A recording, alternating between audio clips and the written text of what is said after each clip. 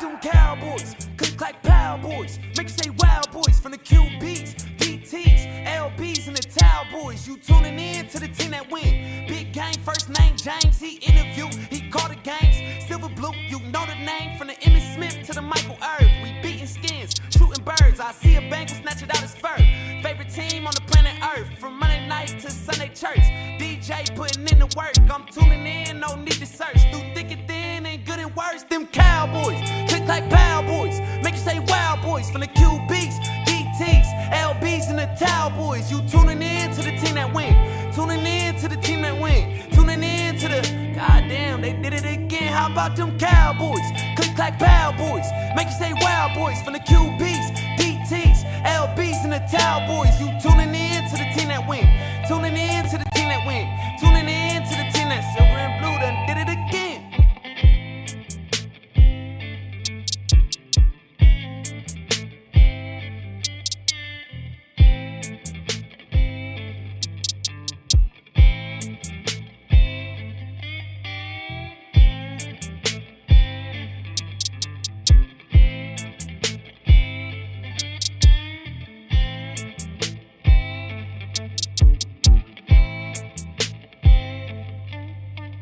Cowboys, click like Power Boys. Make you say wow boys from the QBs, DTs, LBs, and the Towel Boys. You tuning in to the team that win. Tuning in to the team that win. Tuning in to the goddamn, they did it again. How about them Cowboys? Click like Power Boys. Make you say wow boys from the QBs, DTs, LBs, and the Towel Boys. You tuning in to the team that win. Tuning in to the team that win. Tuning in to the team that silver and blue done did it again.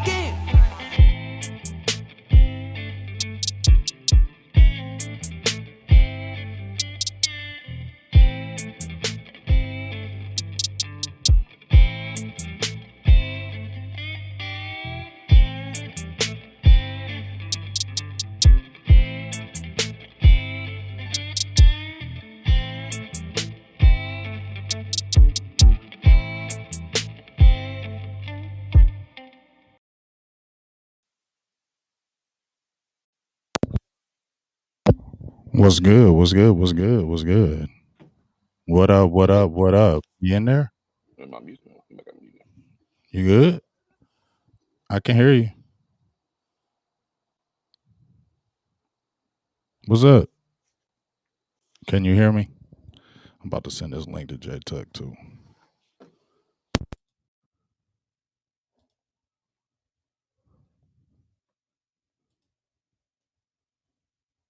Where J Tuck at? What's up, y'all? We about to go all three live. Just give me a second. I'm gonna send this link to my dog too. BJ, I don't know what the hell you doing. You like that intro? How about them Cowboys? Click like Power Boys. You make it say wow boys. I can't. Yeah, see, you got like that intro? you got me loud. How about them Turn that off. Cowboys? Click like Power Boys. You can say wow boys. What are you doing? Turn it Yeah, off. see, you got me loud. How about them Cowboys? Click like. Go out. I'm come back in.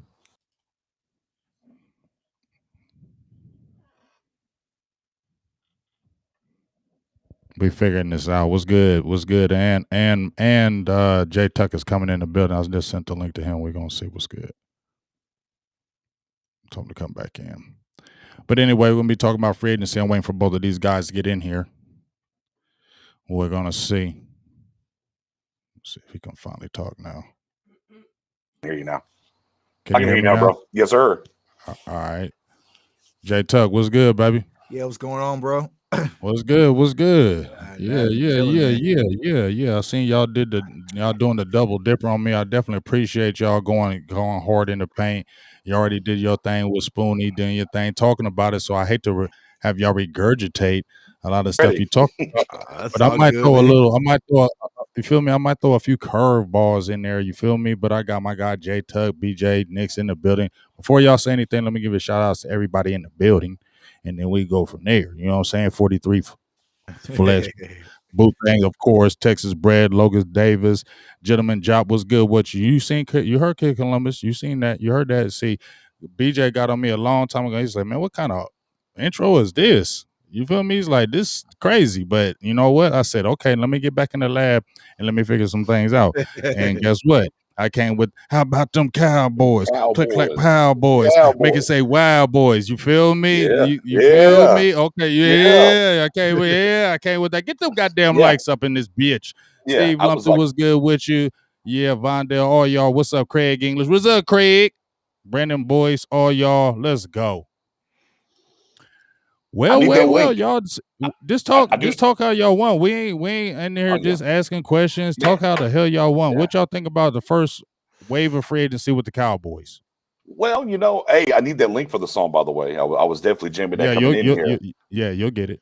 Yeah. Number 2. Yeah, that's fine. Number 2. Yeah, I saw you on Twitter. You gave the grade of a C+. I was like, oh, yeah, C+. I'm a solid. To me, I'm kind of like a C. But it's also a C. But let me see where they're coming. I gave it a C+ because I did like Neil. He kind of boosted it up. I was a C with the 3 additions of the linemen. I was a steady C. But when they added Neil, I bumped it up to a C+ because of what he brings to the table. That's going to help the Cowboys.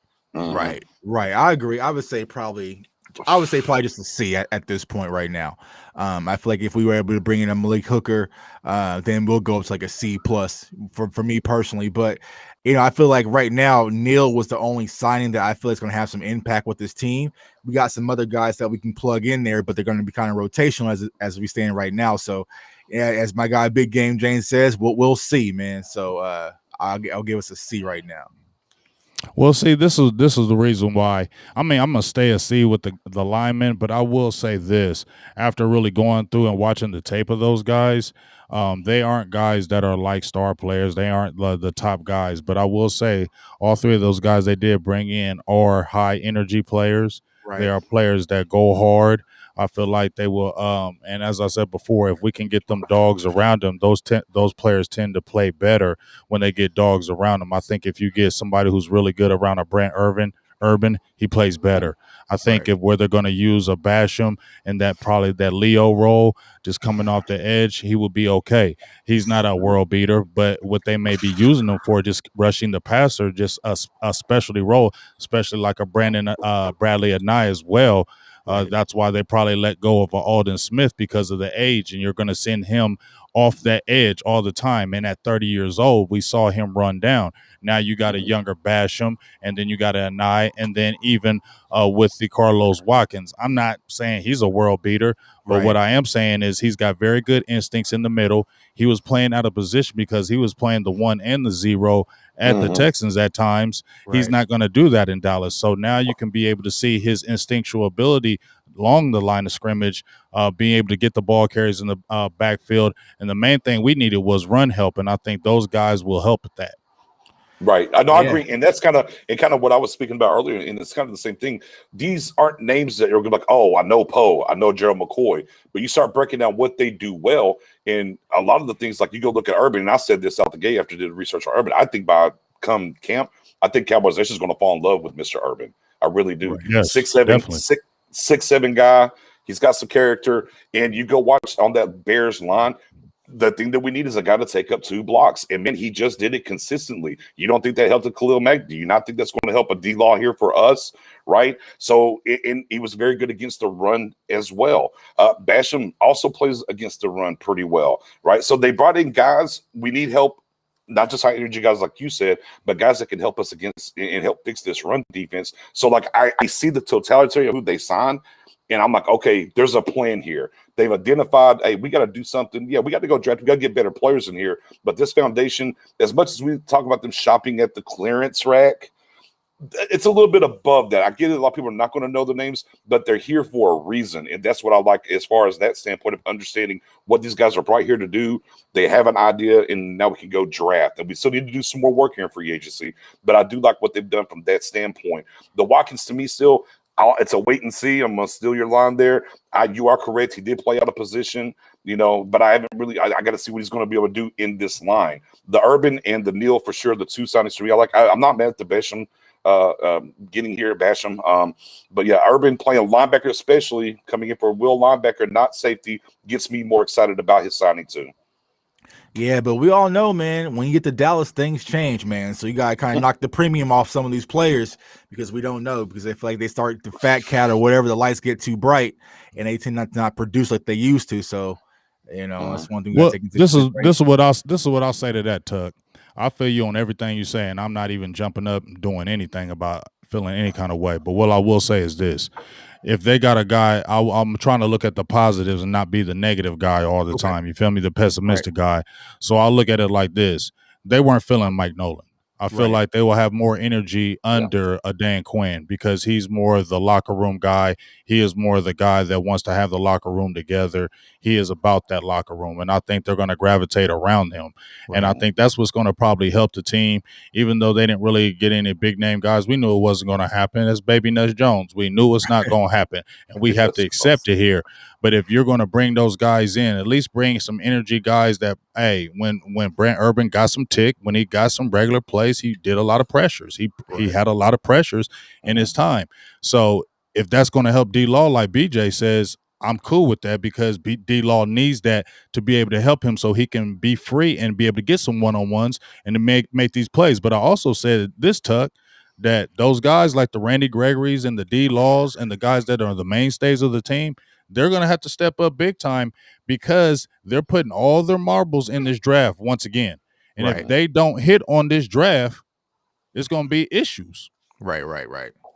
Yeah, I mean, I definitely agree there. That's why for me, I want to see him be really active in rounds 2 through 4 in this draft is where I'm at. You got 5 picks in those 3 rounds. Get busy, go out here. Let's flop the board. Let's turn those into 2 seconds and a third, right? Let's get busy where the meat of this defense and this draft is in rounds 2, 3, and 4. Well, let's not just sit there at 4 with 2 picks. Let's use those and let's go up the board, in the second round, in the third round, to go address and get 3 guys instead of 2s and some maybes. Let's go get 3 guys that you want on that board. You don't need 10 picks. The Cowboys are not going to select 10 guys and add to this team. I don't believe that. So get busy. Don't get busy late in the draft. Start trying to come up. I'd rather you get busy in the second and third round here. Right, because we're going to need impact. So. Well, I mean, y'all was all talking about that draft stuff. Y'all was all over there, and I was in there peeping. Listen, we're going to talk about that because I was hearing y'all, and I got my little input on that shit. You know what I'm saying? Yeah. I mean, y'all was going wild with trades and 72 trade backs and 32 trades and scenarios. Y'all make things happen, man. Say, why you trying to make things happen and it ain't going to happen? Why y'all do that? But we didn't think CeeDee Lamb at 17 was going to happen last year. We didn't, but we also saw that he fell in the lap, so it would have been real stupid if they didn't do it. But we know we know they tried to trade up for Diggs last year too. They just couldn't get the deal done. They were trying to come up the board last year, so it's not like this. We did it for Tyler B. We traded up for Tyler back. I'm just saying, show me.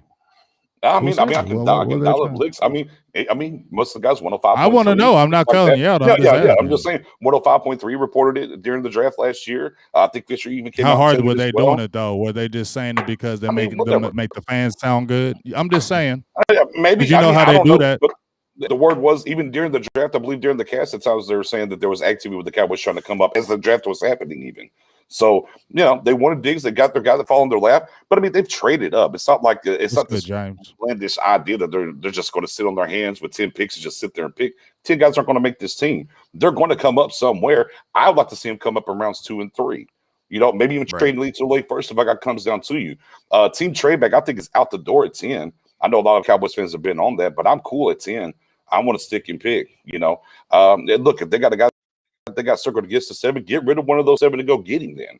But I don't think they're going to make movement at 10, but I think they are going to move later in this draft because, again, you don't need those 10 picks. Why not go and get the guy that you want that you got circled? If he's only 4 picks away, you're picking at 44, the guy you want's at 39. Okay, I got all these dadgum picks over here. Shit. Let me go get the guy that I want.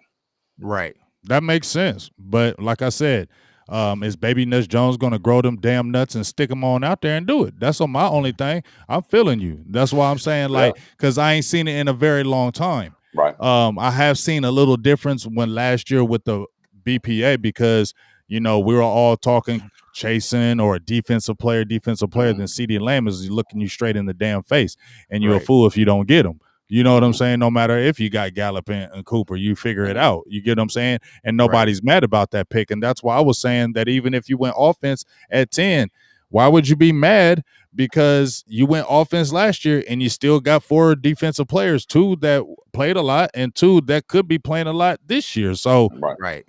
I'm how are trying you to mad at explain that that? all damn year. So it's like some people can't comprehend that, but we got 10 picks. We can still go offense at 10 and still address the defense and get quality guys that can add some value to the team. So, it's going to be interesting to see what really happens. What I up, think it's going to Geechee? depend on how we handle the free agency and what really falls to our lap at 10.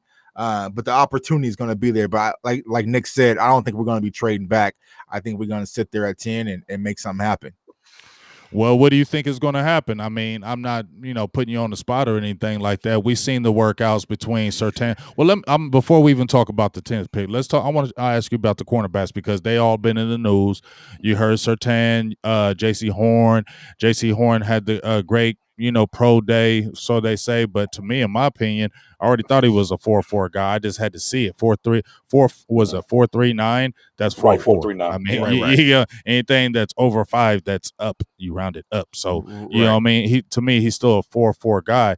And now people are saying, because he was in his interviews having the doggish attitude. We knew that though. You get what I'm saying? That didn't change anything for me. I already knew he was a dog. I didn't have to hear an interview or see anything else. I already knew he had the doggish attitude.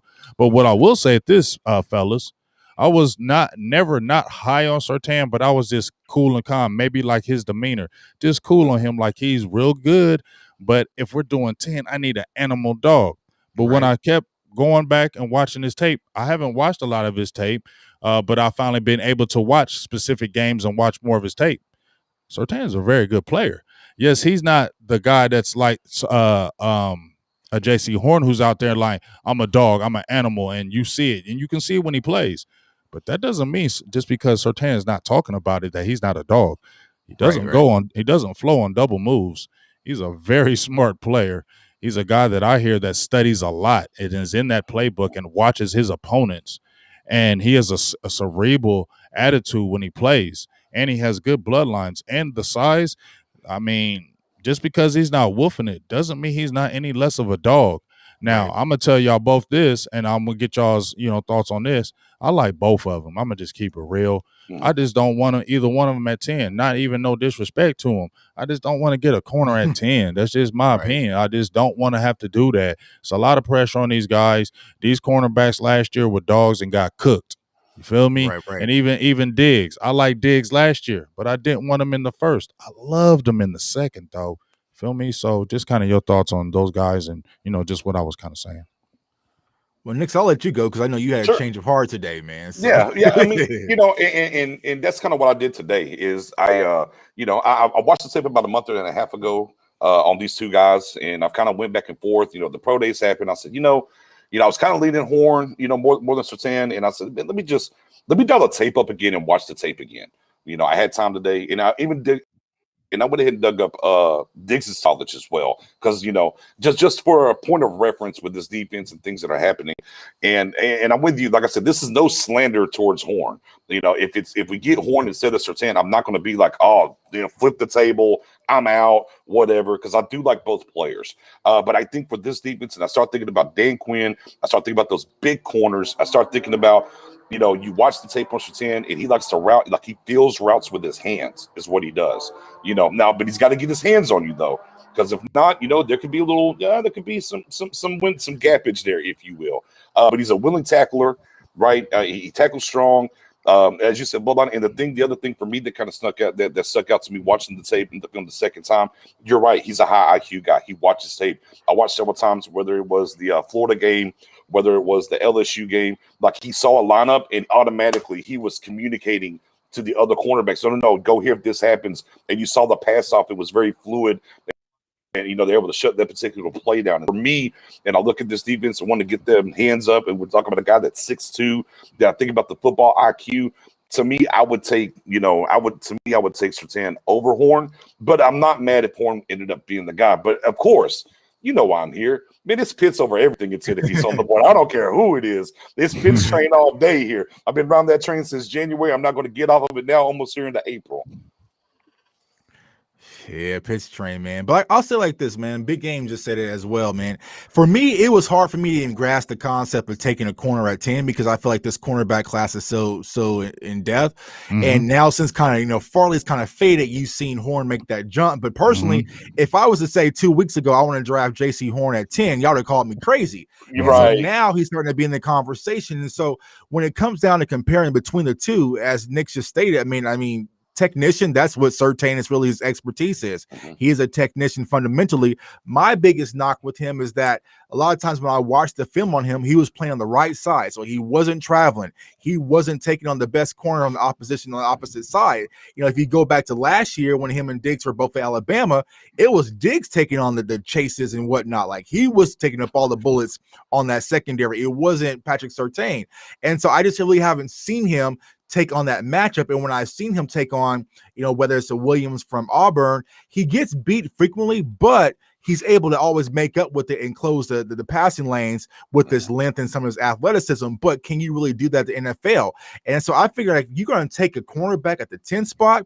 I want a guy that can travel, that can lock down and really take away that number one wide receiver. And I feel like Patrick Surtain at this point isn't that. Now, Nick's just kind of schooled me on something that, Dan Quinn might not want a cornerback that's going to travel. He wants just two big physical cornerbacks that's going to stay outside and be able to depress in man coverage and the cover 2 and also for the cover 3. So maybe Surtain will fit more of what Dan Quinn's looking for. But if you're looking for a more complete corner, I think it's JC Horn completely. And as James mentioned, man, he brings that toughness and attitude, something to contrast to compared to what we currently have here in Dallas. Yeah, and that was the big thing for me, was the fact of Sherman. The big knock on Sherman was he never traveled.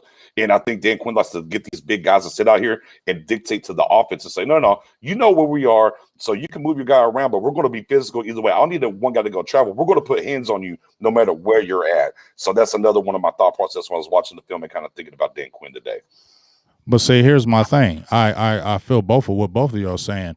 Here's my thing. If you got the scheme, though, honestly, I feel like Surtain, just like BJ said, fits Dan Quinn's scheme because they do a lot of press bail. They do a lot of that. They play that 4-3 under. They play that 4-3 over. They play a lot of that bear front.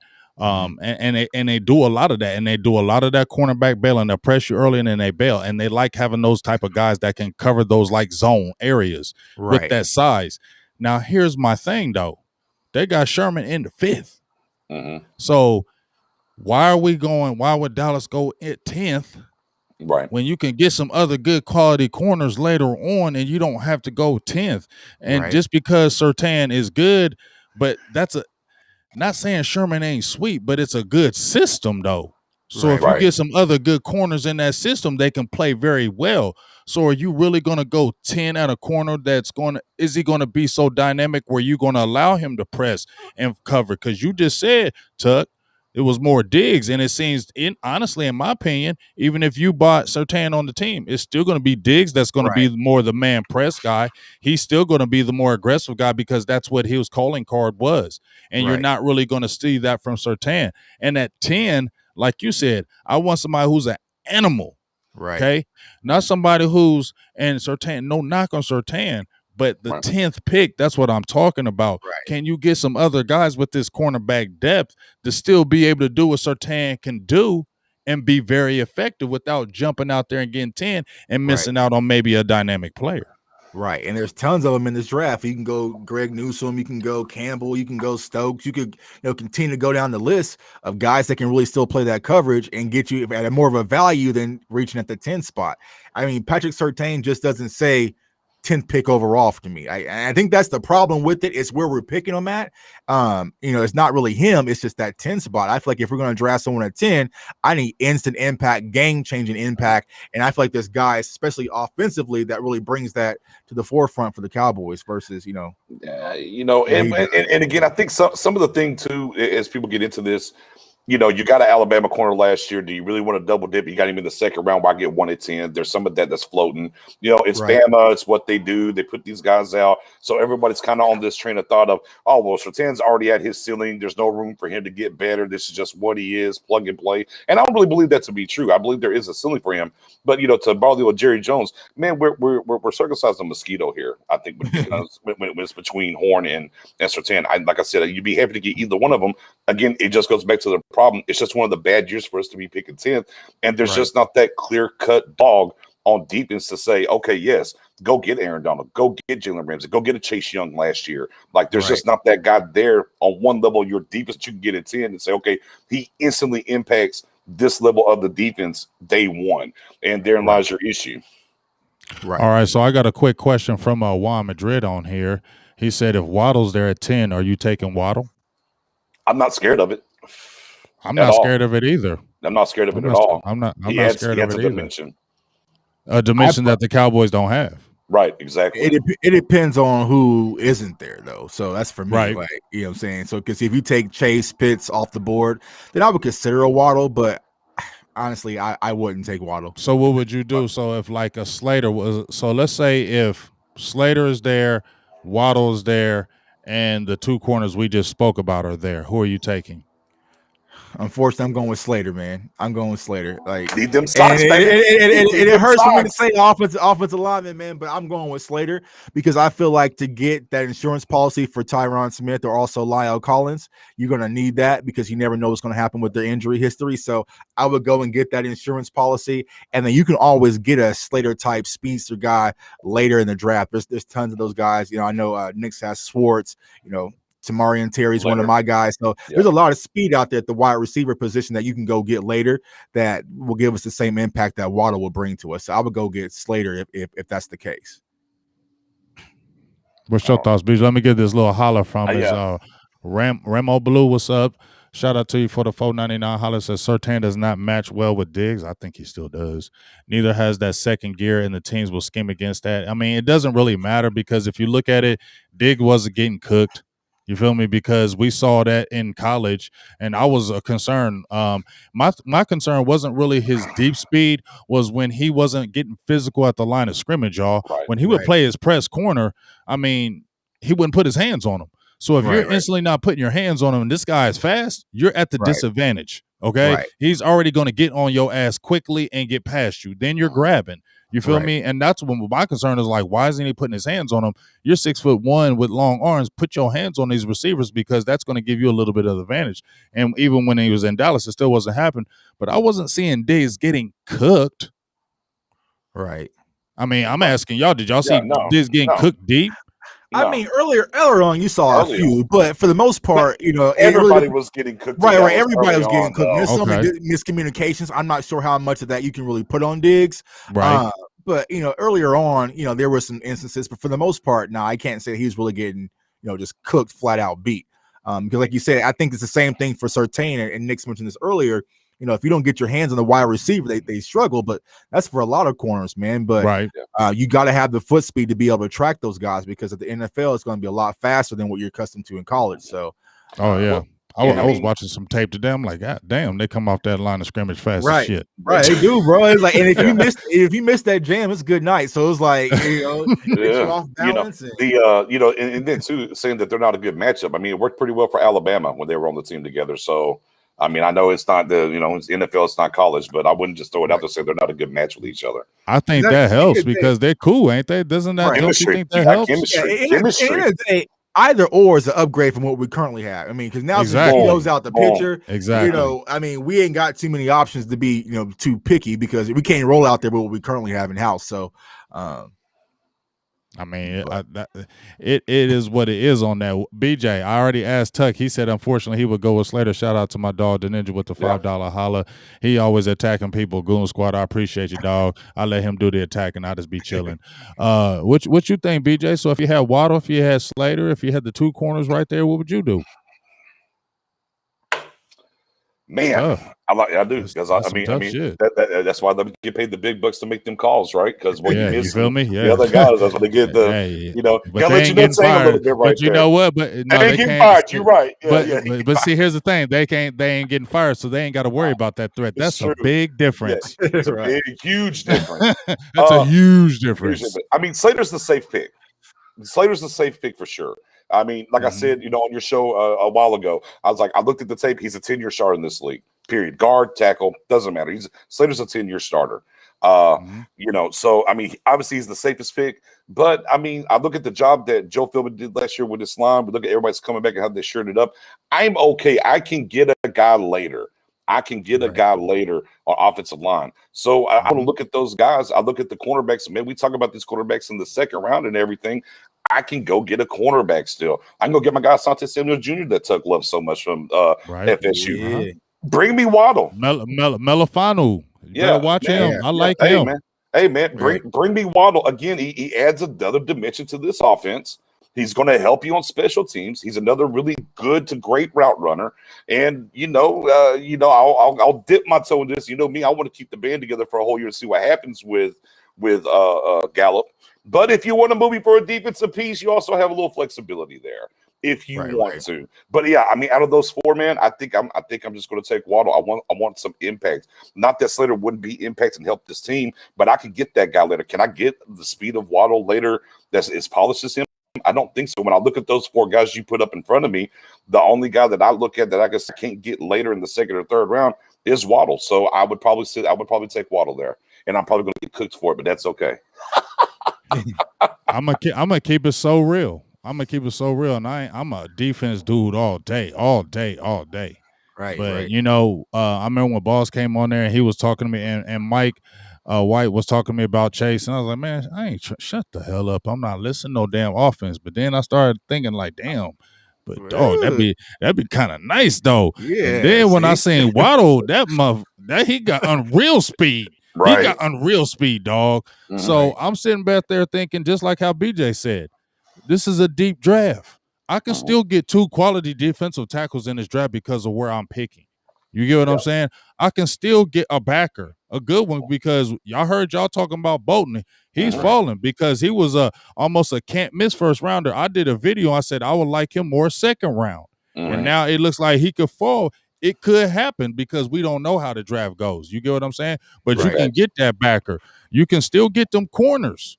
There's a lot of depth in corners, and there's a lot of good ones. And for the scheme, like I said, you talking about, you don't have to jump out there at 10 and say, we got to get a corner right here at 10. You don't have to do that. You don't have to do that because of your scheme that you're playing. You can get some quality players later because this draft is deep enough and still be able to do what you want and get somebody dynamic. This is the time I feel like y'all to go ahead and do it no matter what it is. Y'all, I'm not on the pitch train like y'all. I'm going to keep it real. I ain't thinking pitch like every 2 seconds like y'all. But if that mother sucker's there, go ahead and get him. I'm cool with it. Let's go. Yeah. Right. Because what do you have to lose at that point? You know what I'm saying? There's nothing to lose. It's all upside from there. And so granted, you mentioned Waddle, but yeah, like Ball said, bro, if Chase is there, then I'm stamping Chase all day and going. Dog, I mean, because people forgetting about Chase. Chase an animal. Out of sight, out of mind. Like, as I say, Chase go back and watch that LSU versus Alabama film, and you'll probably think about having that Diggs and Surtain secondary. You feel? Hey, I'm gonna give my dog Boss props because I feel this comparison about him. He said he's like a Sterling Sharp. He's a young Sterling Sharp. I was like, I feel that comparison. Sterling Sharp wasn't a blazer, but Sterling Sharp was an animal. Just an animal, right? And period. Then you take Pitts, it's more like a Shannon. So it's like, you feel me? So you can't get mad at that because if you got one of them dudes, you still got picks where you can get plenty defensive players to still come in your roster.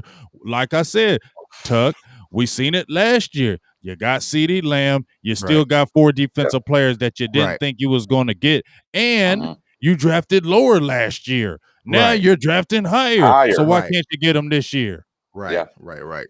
Yeah, I mean, and you talk about corners. I mean, take a look at a guy like from University of Georgia, Campbell. I mean, Right. he's One of my he's a Dan Quinn guy in this scheme. So you can still go get that physical corner later in this draft. If you don't get one, it's in. I mean, they're out there.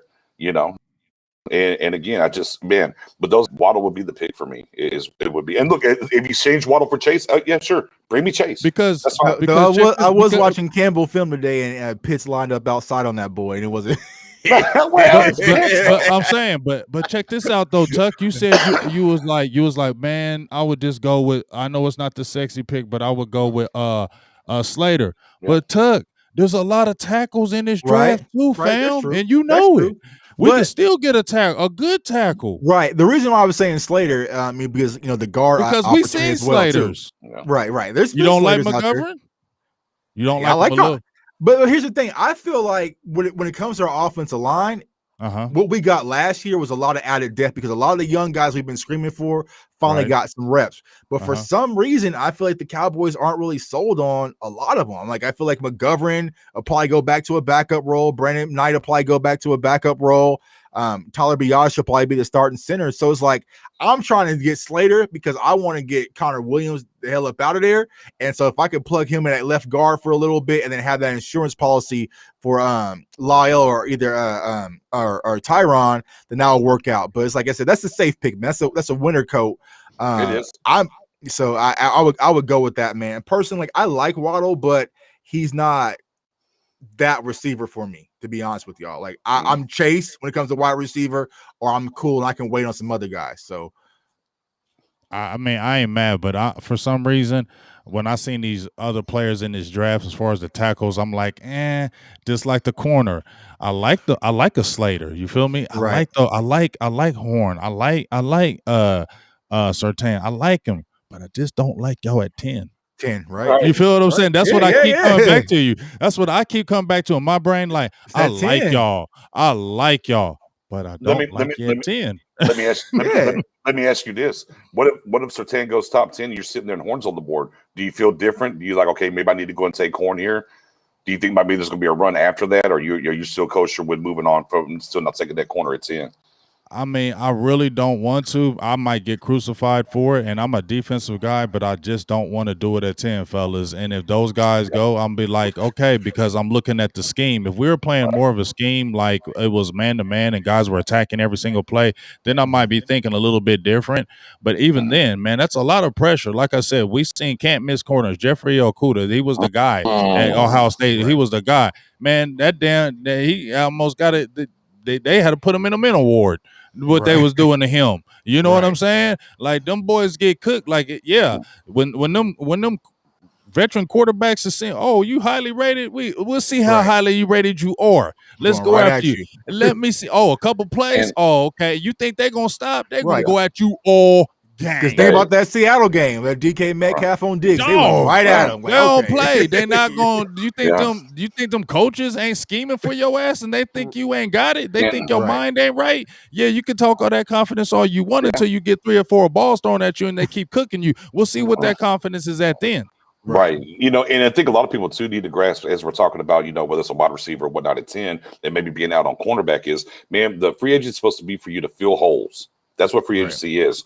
And when you get to the draft, what you need to do in the draft is go add talent irregardless of position. And if your board reads, Jamar Chase is higher than the cornerbacks, then you take the Jamar Chase. You don't take the cornerback then because that's the BPA right there. And what happens is whenever you get ahead of that and you draft for need, then you're going to end up with like a Bobby Carpenter. You're going to end up with a Taco Charlton. You got to let the board read to you and follow that board in that realm. Now maybe they lock in, they're going to take a corner at 10. It's very possible. But again, if they have somebody rated higher on the quarterback, that should be the pick for them. And look, whether that's if they got Slater rated higher, like I'll stand by that. Then you should take Slater. They shouldn't take the cornerback. They should go by their board and what the best available player is at 10. They need to go do. Yeah, and the hardest part about it is really gauging the difference between the Mike McCarthy era because we only got, one sample size last year versus the Jason Garrett era. And so it's really hard. I mean, it looks like by the sounds of what Stephen Jones said at the press conference, BPA is the option. Like he said himself, that's how you end up with a CeeDee Lamb. So, if there is a Pitts or a Chase or a Waddle that falls to us, I think the Cowboys are going to say, you know what, we can get this now, and then we can go get this other stuff later. So that's what you should do. You should be getting something now. We'll figure it out later. Shout out to my dog Steve Linton for the $5 cash app donation. But I also want to ask y'all this. We talked about. I want to ask y'all two things. Both of y'all about Keanu Neal, how you feel he fits into the team, because I felt like he was the best signing that they had, because he would be able to be an enforcer. He's a guy that from that 0 to 10 yard range, he could really help the Cowboys, especially with those running backs out the backfield. We were getting cooked left and right with that. I definitely think he could add to that. And then Cowboys just signed J-Ron. What's his last name? Curse. J-Ron Curse, yeah. Big boy, 6'4" safety. I haven't got to really watch a lot of tape. I'm going to watch some tape tonight. And then possibly they said they're in negotiations with DeMonte KZ. Hooker came and left. Kind of what's your thoughts on those guys, Neal that's already signed, and the potential of the guys coming? Whoever. Okay, yeah. Well, and I know we were on. They said that they were negotiating actually with Hooker. No, C. Walker said they were negotiating with Hooker and KZ. Said it was 51 to 49, 51 KZ over Hooker at the moment. Could be the first one, as he said, that wants to get the food off the fork, the meat off the fork, right? So we'll see. But they're definitely going to add one, is what we do know. For me, and from the very outset when Neal was talked about, I was like, I don't want. We were talking about safeties. Before free agency started, I'm like, I'm out on Neal because I have Donovan Wilson. Like they're the same. Yeah, I don't need that. But then when it started turning into he's going to come in to play linebacker, I'm like, oh, I love it. And then I love what he said in the interview as well of, man, he wants to be in the action. He wanted to make the move to will linebacker. He wants to be involved because he gets bored back there. Not enough going on. So I'm like, oh, that's a dog mentality. Oh, I want to be up in this thing. Then we look at Brent Urban, taking up some blocks, we hope, right? They're going to get a defensive tackle here in this draft to take up some blocks, and he's able to move around. That's going to help the run defense. That's what we need help in. And then two, no matter what you think about him as a coverage safety, he's definitely going to be out the gate no matter who he is, unless we add somebody like a joker. He's probably going to be your best cover linebacker on the field next year, right? So, I mean, I liked it a lot. The Curse signing, depth signing, special team signing, big boy. Again, this is Dan Quinn putting his stamp on this defense. If you look at his numbers over the past 3 years versus, say, what was our guy that kept from the Giants that we had? Robinson? No, not Robinson. Dadgummit. Oh, I forgot his name. What position? Safety. Thompson. Thank you.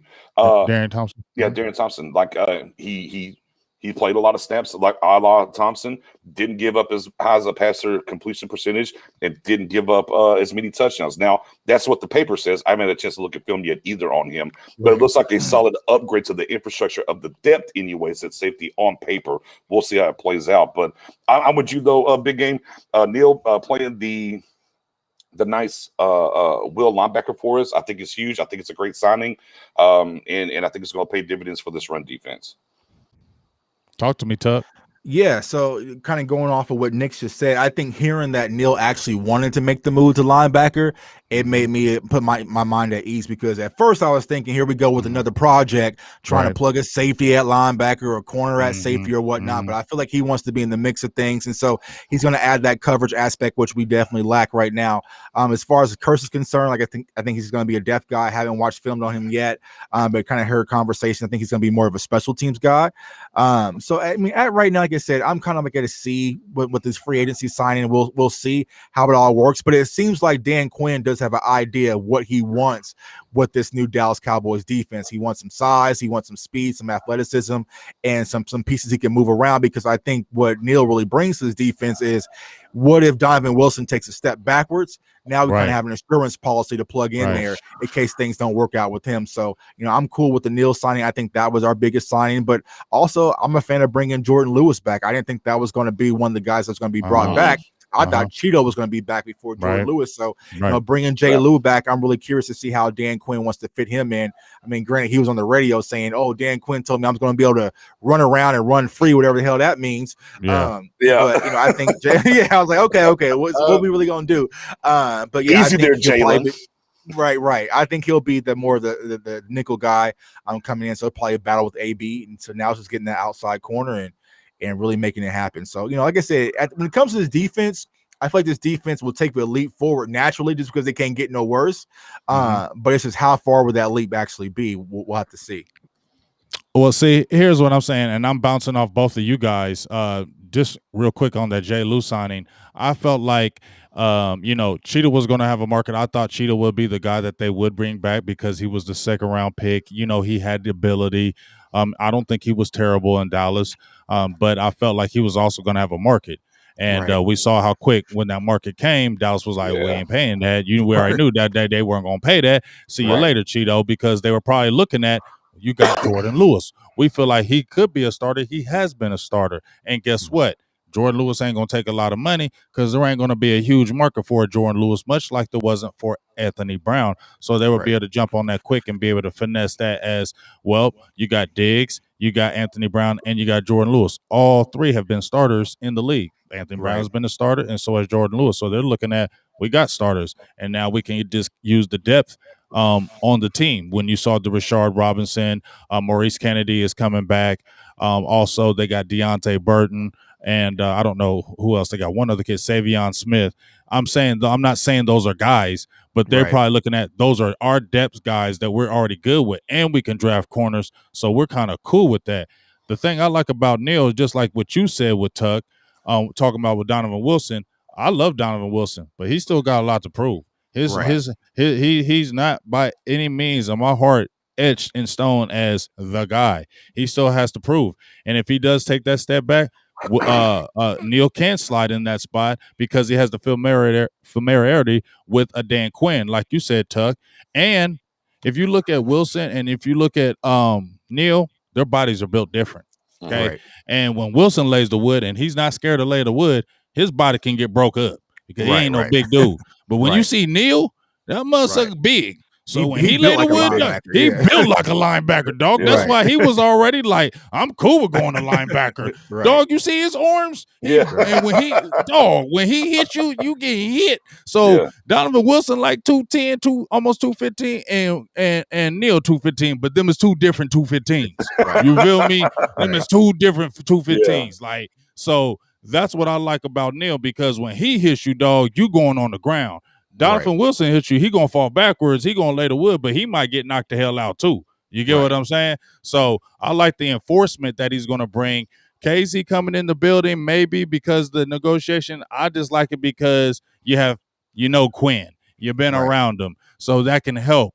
But still, get you somebody in the draft. You know what I'm saying? Because he ain't gonna be the guy. You know what I mean? And like both of y'all said, your boy with J-Ron, that's a depth guy, and he's got some good size. So, you can use him in multiple positions sometimes here and there.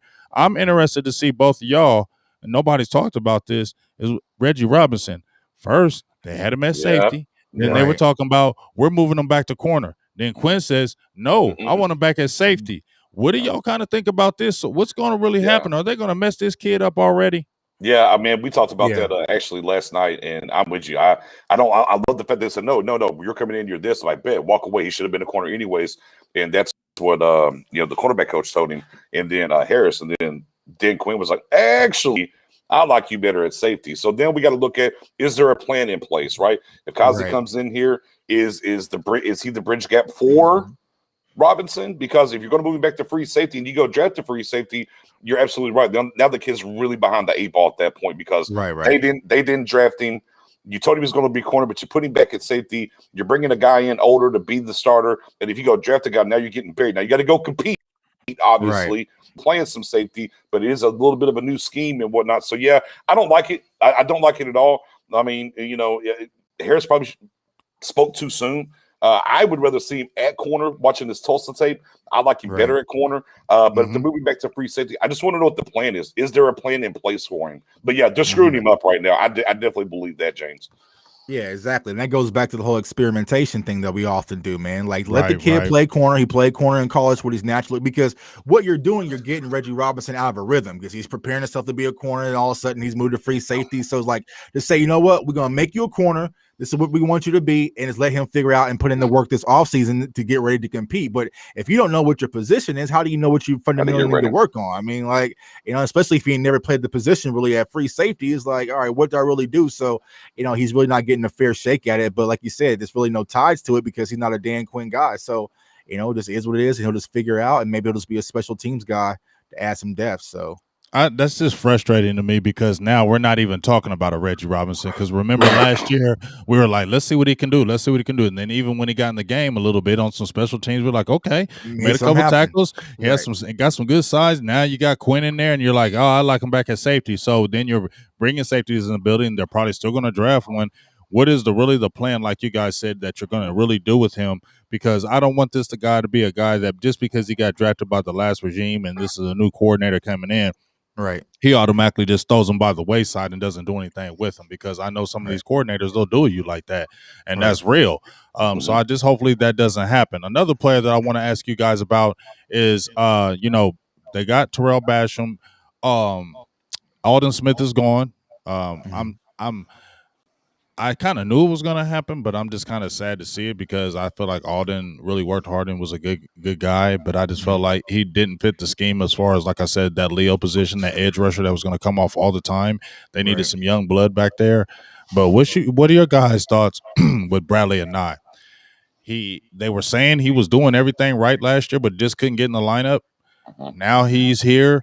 What do you kind of think about Bradley and Nye? Are they going to draft a defensive end? Would you draft a defensive end in this draft? What's going on? Yeah, I think Bradley and Nye's probably been in that same category when it comes to Reggie Robinson. One of those guys, he's going to really have to flash when it comes to the preseason and also camp. Because as of right now, I feel like he can get lost in the sauce. Because we just talked about this a second ago. I feel like the Cowboys won't be able to help themselves, but to take a edge rusher somewhere in the later rounds, maybe the third or the fourth round. So, he's going to have to be one of those guys that really stands out and makes a name for himself.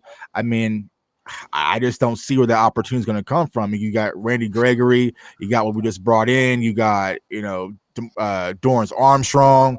My bad. I forgot. Don't you be counting him. But I know he's out there, and I know. But he's still in that rotation, man. He's still in that rotation. So this is fourth year, though. He got to show and prove. Yeah. So I feel like Bradley or Nye is really going to have to stand out either way, whether preseason or in camp, to really give him get a that chance. Opportunity. Right? Yeah. And I feel like Bradley and Nye really got impacted last year by not having a preseason, right? Because that would have been the opportunity for him to show some flashes. But that one game versus the Giants, he got in there, he made his proper read, made the proper play, and he was out. That was it. Just let him come off. Like I said, I think this is the scheme that he can work well with Quinn, because I think they're really going to use him off as specifically as that edge rusher, that guy when they have like Bruce Irvin, that guy just comes off the edge, just third down, he just comes in, he just rushes the passer. I think if they put a Nye in that, we'll see. Damn, look at a Nye. Why don't he get more tick? Hold up. Hold up in his play, in his position. Just let him be good at that right now. You feel me? Let him just be able to come off the edge and be reckless and just come after that guy, because I feel like in my heart, the annihilator, just let him rush the passer, and y'all gonna see some shit come off of him. I feel like he gonna come after you. And I think 17 games now, we're gonna need more bodies out there. Yeah, and I think first and foremost with Alden Smith, man. I mean, it's bigger than football for him. I hope Alden Smith, a human being, whatever's going on is cool. He gets whatever. I hope all that's good for him. I'm gonna start there. For Alden, to see him kind of overcome a lot of things and come back to the fold and everything. Hope everything is good with him. Two, and I kind of said this last year. I just think at the end of the day, they just had no inclination. They just wasn't going to let it not put his hand in the dirt. I just think that's what it boiled down to. They're like, no, you stand up. We kind of had an idea we were going to do this hybrid, whatever. However, the players was kind of not feeling it, so they had to kind of scale back, and that hurt a Nye in that standpoint. But then back to what you said, and the thing I was going to say too, I think this scheme is where we got that Leo position. Yeah, Nye's going to get some reps at the Leo to go out there and rush the quarterback and do what he does best and get and cut his teeth that way. But last year I just think the big head scratcher was for us why he wasn't out there, and I think the answer is they just wasn't going to put his hand in the dirt. They just decided he can't do that. He has to stand up, that we're not playing that scheme. So good luck. He got his one play, did his thing, and then, hey, we'll see you next year. But with this scheme, I think it's different, and he has a chance, especially with training camp coming back. Now, but again, the scary part is if you draft a guy high, and I mean not high, but I'm saying in the first 3 rounds you draft a rusher, all of a sudden pushes him out, bro. what's the plan 4 or 9? But I do think they will take a rusher. But if they're going to do it, I'd like to see them do it maybe in day 3. Chris Rump's my guy from Duke. Go check him out. Yeah. Because we've all played the game, man. When you sit on the sideline and they calling out Robinson going, I'm like, damn, I ain't getting no reps at practice, bro. Like, right, like, bro, they ain't giving me no chance. Right, yeah. So we'll see. I got a question from Steve Lumpton right here. It says linebacker's a weak spot on this evolving defense. Shouldn't we be thinking linebacker multiple times in this draft? What's your guys' thoughts? I think one for sure, high. Yeah, but I don't know multiple. I mean, maybe in the later rounds. How high? Say how high? I mean, look, if we're looking at 44 and Bolton's there, I don't know how you can really walk away from that pick. You know, yeah, that'd be tough. Yeah, that'd be very hard if Bolton makes it to 44 to you. I mean, it's almost like Diggs making it to you last year in the 50s, right? So it'd be kind of hard there. For me, I think the sweet spot's the 3rd round with the 2 picks. But again, this is why I'm saying we need to get active and maybe go up and get 2 picks, whether first round or second round. I like Baron Browning. And flip that. Baron Browning's another guy you can go get, athletic guy. Right, absolutely. But I think you need to add a big guy in round, whether it's 2 or 3, you need to add a guy there. And if you want to get another guy, I'm not mad at it. Let it be later. But for sure, we do need a linebacker definitely needs to be added. I mean, Neal's only here for a 1-year deal. Right. And we don't know what an LVE, right? A 5th-year option, what's going on there. Jaylen, what's going to happen this year. Don't do it. Don't do that 5th-year option. What I feel about the linebacker position is that the Cowboys are going to decide what's the priority, whether it's going to be that safety position or is it going to be the linebacker position? Because I feel like it's going to be both shallow when it comes to like the safeties. And that second round, as you start to getting kind of that Richie Grant type of Morig talk, like, are you going to get your guy there or are you going to get your Bolton or possibly a Xavier Collins? I feel like that 44 pick, you're going to have to get that guy, a linebacker that's going to actually have some impact at that point. So it's like, you know, what's going to be their priority? I personally would like to get a linebacker because, like, would Steve you take said, linebacker over safety, Tuck? Yeah, I would, because my favorite safety is falling in the draft, which is Darius Washington from TCU. So I feel like I can go get him later. But I feel like you would need to go get whether it's a Xavier Collins or a Nick Bolton at that 44, because the longer you wait, that linebacker core starts to diminish quickly. You know, my guy, I think Michigan has their pro day tomorrow, so I'll see what my guy Cameron McGrone does. Yeah. But you know, do you think? But let me ask you this though, Tuck. Do you think Xavier Collins really fits this scheme?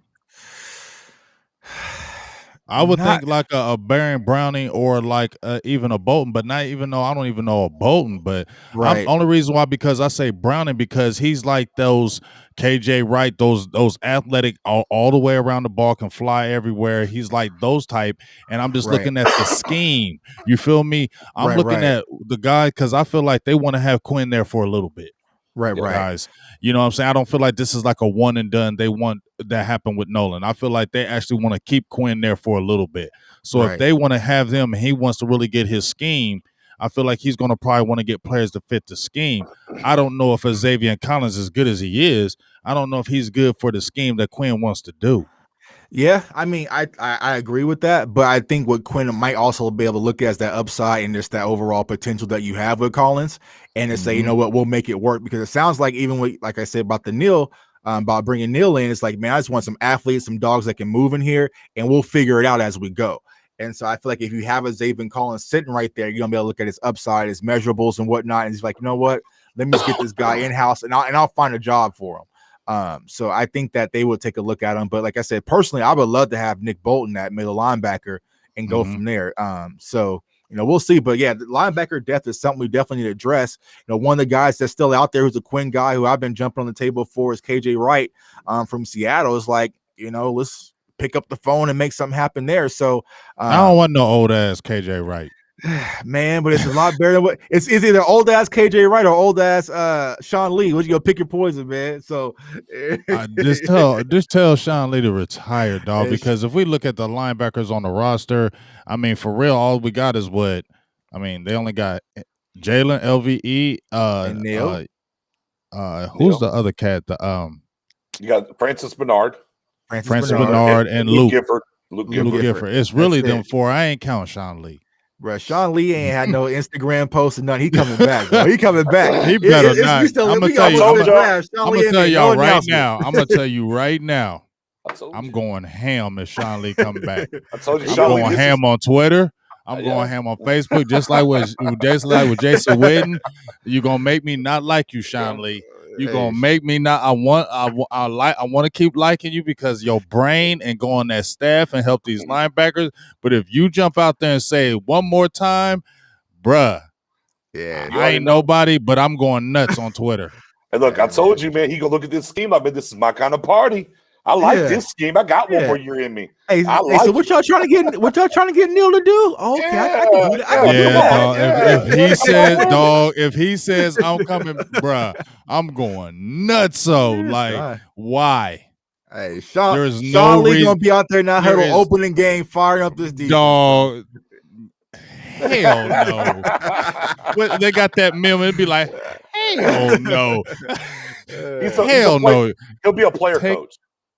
Man, take your ass on, Sean Lee. No disrespect to you, dog. It's over. Like Kenny Smith said, it's over. It is over, like dog. That Wolf of Wall Street, man. I'm not leaving. I'm not leaving. Dog, yeah, man. I ain't going nowhere. On. Man, get the hell on out of The here, show goes on.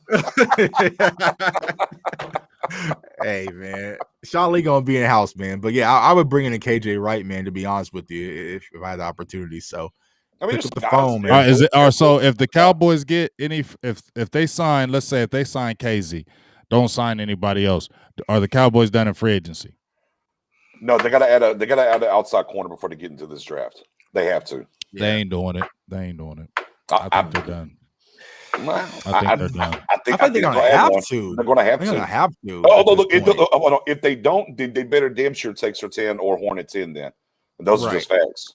If you don't, think that's all right. But they might take themselves in that corner though. They might do that. They might. I just don't feel like they're going to sign a corner. I feel like when they got Jordan, they were like, "We're okay with this."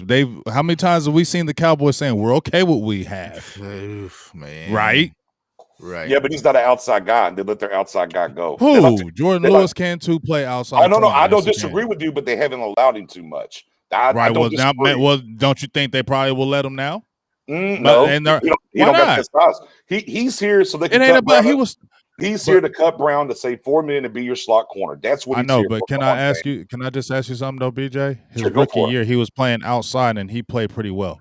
I agree. I don't disagree, but we're talking about in-house and what they're going to do with him. I don't disagree with you. That's why I thought he was out the door. I thought he was going to leave to get a chance to play outside, but instead he's like, "But this money's good. I'll just stay here."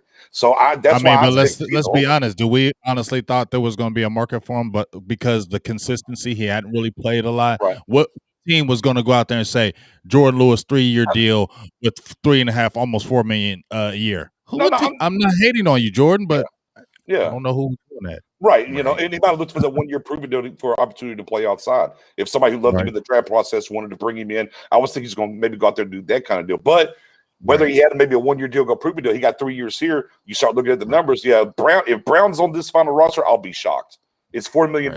Really? Lou. Yeah, I don't think there's no way unless he just look. You gave 3 years. Are they going to cut Jay Lou if Brown outplays him money wise? You think so? I don't think there's a way in hell. I don't know why Brown is still on the roster. Right. So he's he's basically the similar deal that J. Lou got. J. Lou's going to be the slot. He might get here to training camp, but they're going to move on from him. Save that $4 million. We got J. Lou now. They got to figure out that outside corner. That's why they're going to sign at least. No, it might not be a flashy signing, but they're going to cover themselves decently, not great, but decently with what's left out there on the outside corner, so they don't feel like they're pressured to take a guy at 10 or early, or trade up for a guy, even, God forbid. Who the hell is out there right now? There's a lot of good ones that were cheap. You got Drake or Patrick, right? You got Drake or Patrick out there. You got Denard out there still. You got Sherman out there. Nelson just hit the market as well from the Steelers. You still other guy from Tennessee, right? Still out there on the other side, the former New England Patriot. Butler, right? Hell no. I'm just saying. That's what we saying, man. Out there. Hey, that's what I'm saying. That's why I don't feel like. That's why I feel like they ain't gonna get nobody because all the people you name, and I'm like, hell no. Yeah, Richard Sherman, the top of that list. That's crazy. Nope. Nope. Did Trufant get picked up yet? Former Trufant. Did he get picked up yet? He was available, right? I don't think so. Okay, okay. But I mean, again, like I said, there's no one that's going to blow you away. But they're going to bring somebody we sat back on our hands for too damn long. Right, the ones that you could have got, because like I said, I was posting. I posted. I wasn't even talking about Adore. I posted Desmond King. He went for the cheap. Right. Or Jackson, William Jackson. The low though. I mean, they went for the low though. And honestly, I think that's the frustrating part with this off season, because a lot of these guys were taking these low deals, man. Because Go ahead. No, you go ahead. Because that TV deal, and I thought the way that Dak's contract was structured, hey, we could pluck off a lot of these guys on 1 year deals and really fill these holes and get things moving. But Jerry went to the Bahamas and said, "I'm done, bro." Like, well, see, I was thinking of more like this, Tuck. I was thinking because it was that COVID year and that salary cap drop, a lot of veterans were going to be cut because they weren't going to be able to play these players because that salary cap dropping. I mean, it dropped almost $30 million. From what it was projected to be. So if it dropped 30-something million, that means you're not going to be able to pay your high-pass player. That's why they were doing these mass cuts. That's why I was saying this is the year you can get somebody and slide somebody for a cheap deal because they're going to have to take it because it's the COVID year, like you said, on the 1 year deals. And then, boom, let me ball out this 1 year. And then when that TV deal come, let me go try to get some bread. Right. Yep. Hey, Garrett Conley, that's another one, 25 years old, young guy. Does that move you? Shout out to Church for throwing him up there. Forgot about Conley. Yeah. Conley, but man, I'm gonna keep it real. Ever since that rape case came up on him, he ain't been the same. Fair. I'm just saying he ain't been the same, and I like Conley. I mean, how about this? Let me ask you this: if they don't go get an outside corner, you think they're going to double dip in the drafted corner? Then you're gonna have to. Yeah. Right. Got to. Right. Gonna have to. Yeah. But you even if you got a veteran corner, you can still get two. Because you got enough picks to do it. You could. I don't think they would, but you could. But they wouldn't. But I'm just saying, if they don't get that veteran corner, they're damn sure better get two corners, and you better get them rather early. Right. Yeah, no doubt. Like you said, BJ, that's when I can see them going at 10. Although I'm not gonna hate on it. I'm gonna be chill. But in my heart, I'm just like, I just don't like that. Yeah, especially depending on what's on that board.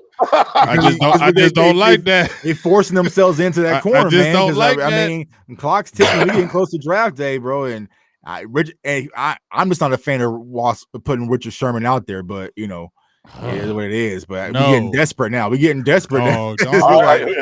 even bring up damn Richard Sherman. Right. Sherman or Sean Lee? Which one? Neither. Sean Lee. I'm taking Sean Lee over Sherman. If you got to pick one. Oh my gosh. Let me blindfold me and let me have the little and let me throw the dart. Hey, but this how bad our defense was last year. Bro. I was begging for Sean Lee to get back healthy. Not me. Not me. I was so desperate. I was begging for his brain. I was begging for his brain, not his body. I just need some direction. I just need some direction on that field. Somebody talk to Jalen's brain. Bro, I saw Jaylen out there spinning around, hitting the A gap, spinning out to the C gap. I said, bro, give me Sean Lee back out here now. But if you keep it real, if you look at that tape, Sean Lee was getting shook daddy this year. Yeah, he was. They all was. That's the thing. Our entire defense was getting cooked besides D-Law, to be honest with y'all. So true story. Randy Gregory was doing his damn thing, though. Right, Randy Gregory too. Which was crazy why he wasn't getting them snaps and doing something. That was wild. Yeah, super wild. And that was wild. Is these guys that you're talking about, the Gregories, the Laws, and the D-Law of the world, with this scheme, they got to step their game up, right? They can't be, we don't like this, whatever. It brings them up, like you said earlier, and then you're going to sprinkle in these other guys around them and go attack and go do something. Because if it don't work now, this is 3 coordinators, right? So it's now, it's on the you can't keep blaming these coordinators. The scheme too difficult and all that goes out. I ain't hearing none of that no more. Hey, shout out to the chat in the building, man. I told y'all we need to get up to 100 likes. We got about 184 in the building. Let's get up to over 200.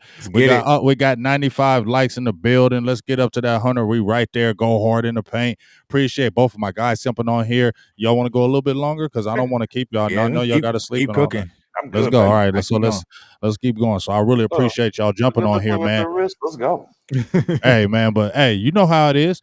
But you know what? Like I said, you look at this free agency. We seen it's kind of like the same thing. It's not we all talk about it, but it's kind of like we all know in our heart what's really going to happen here, what's really going to go on. Going into this year, I just did a video, y'all, and I just want to bring this up. I did the video on Keanu Neal, and in one of the clips I had Dak Prescott when he threw that deep pass to Amari Cooper on him. I don't know about dog. I just want to throw this in here. Dog, just watching Dak, I was like, man, I can't. I'm going to be honest. When I used to watch Dak in his younger years, I was like, I like Dak, but I wasn't like, when I watched him, like, damn. When I seen him get in that lineup and I hadn't seen him play and he did that play, I was like, dog, I like some Dak. You know what I'm saying? Like, I was looking at him like, Dak nice, dog. Dak nice, dog. Like, we got a nice ass quarterback. Right. And him getting that bread, that's what I just want to tell people. Him getting that bread is basically this. When you saw him at the press conference, that wasn't fake. That was him like, all I needed was my bread. It's kind of like if you a dog in them streets and you just like, you know what? I got to fight 5 of these cats. I just need some back. If I just get one of these motherfuckers to have my back, we going to crush these cats. And I felt that's the way Dak is. Dak is so loyal.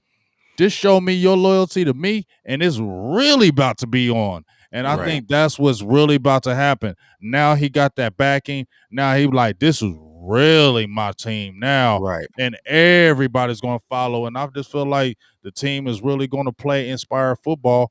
You know what I'm saying? With Dak being there and getting his bread. Right. Yeah. Yeah, I agree. And we saw that. We saw that, right? We saw that once he went down, the air came out of the building the next couple of games.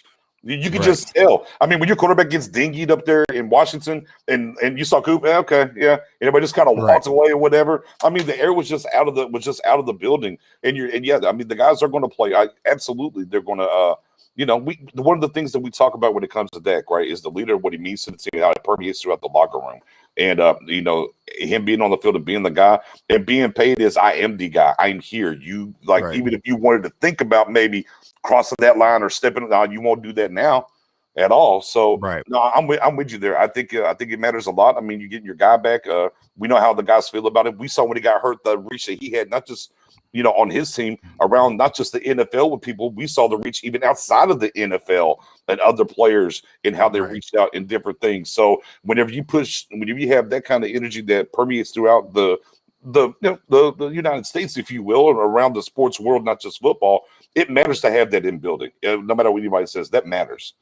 Yeah, and that type of leadership. And now I feel like we know it's Dak's house because there's always that contrast, like it's Zeke's team or whatnot. But now it's Dak's house officially, man. And just like you said, big games like having Dak Prescott, and it wasn't really until this past season where I just felt different. Like if you even go back, if you go back to that Cleveland game, like if you follow me on Twitter, I was like, oh, we're gonna come back.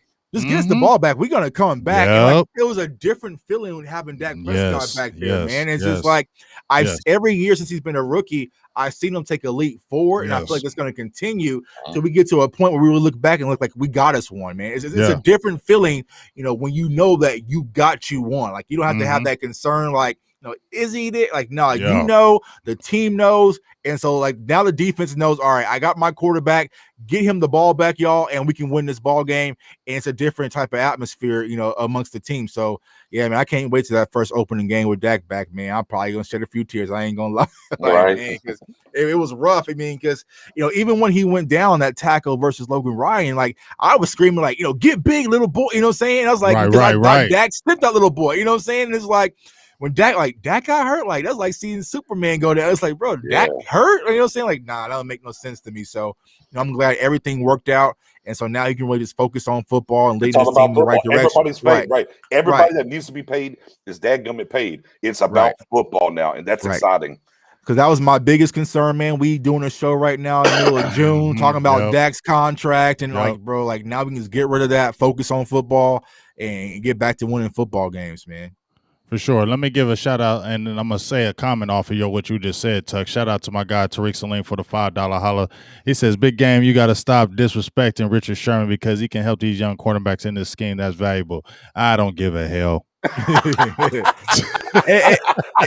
and Jim just spoke on it too. Like, people forget about that Richard Sherman contract towards Jerry Jones. I don't give a hell about no Richard Sherman no more.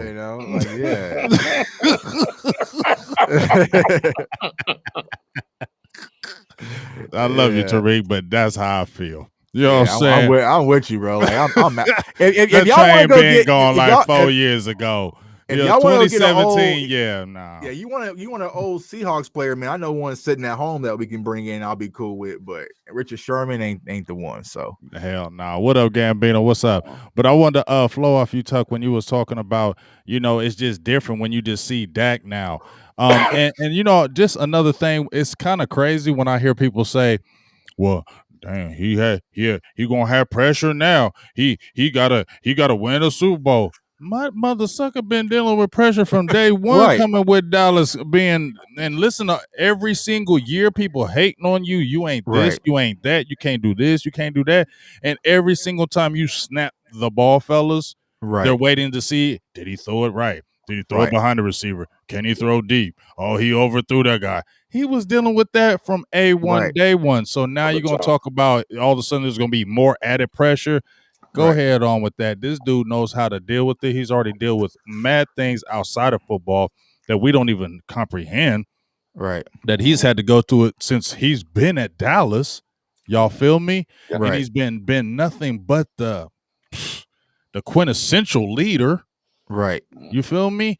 This just bonds your team more, and then when they take care of it, and this is the one shout out I give out to Baby Nuts Jones and them.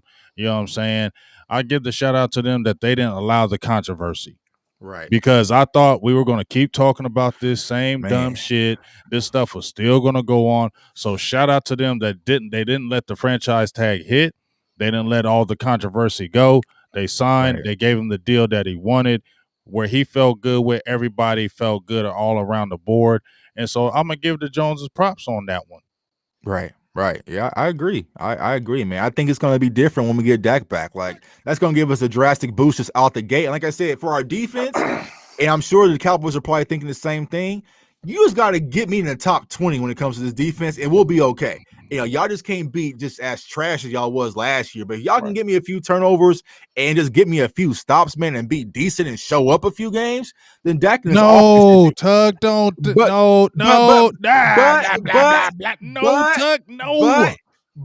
listen, bro, it's not me. It's the Cowboys. They've already laid that mindset out there. You can see with these signings, bro. They signed a bunch of rotational guys out there because they know no matter what, it's the offense. That's why they brought in Kellen Moore. Like they're taking care of the offense. They're gonna plug in a few pieces here and there. They're gonna roll this defense out there. Just get them midway. And that's why we're drafting Pitts. and here's the thing. And if we winning, and if our defense is playing ass and we winning, ain't nobody gonna say nothing about the defense and Dan Quinn. Nope. So I am. Don't come on my channel. Yeah, but yeah, man, that's what they're gonna patch things up a little bit, repackage it, and that's the thing I always say, and that's always the frustrating thing when it comes to the Cowboys is they're never going to let the ship sink. They're not going to do it. They're not going to rip the Band-Aid and go in complete rebuild mode. They're always just going to put a Band-Aid here, stick a hole in the dam there. We're not going to let it break. So we'll always be, hey, man, as long as things go the right way, it works out well. Everyone's always talking about these even and odd years, right? Well, yeah, because you were winning in the even years because the odd year was bad, right? And you had a easier schedule, right? Is what you had. So then you would go and win. And then the very next year, maybe whatever, but it's a harder schedule. Now you don't win again. There's kind of, they're trying to catch lightning in the bottle at times, it seems, but the one thing I will say again about this offseason, as far as the free agencies in the front seven, still the rush defense last year was 30 or 31st. You was giving up 155 yards a game. Yeah, they're not well-known guys, but we'd love to see them go to Dalvin Tomlinson. Sure, they didn't do that, but the guys that did bring in are pointed it to help them with the run defense. So we got to wait and see how it plays out and see how this draft shakes out and go from there. But yeah, man, you already know, man. Team 40 Burgers, scorched earth offense. We got to score them points. Go get you a Waddle or Jamar Chase or Pitts at 10, and we'll get defense later and figure out what we can. If we get a Pitts, man, our defense on, man, it ain't gonna matter, bro. I can roll me out there. We good. So it's now, all I'm saying is this: two things. If they get Pitts, you better know what to do with them. Okay, Oh, we know what to do. Yeah. I got it. I got it. Okay, well, I know. You be killing it on Madden. I know if you draft him, y'all gonna be on Madden the same night.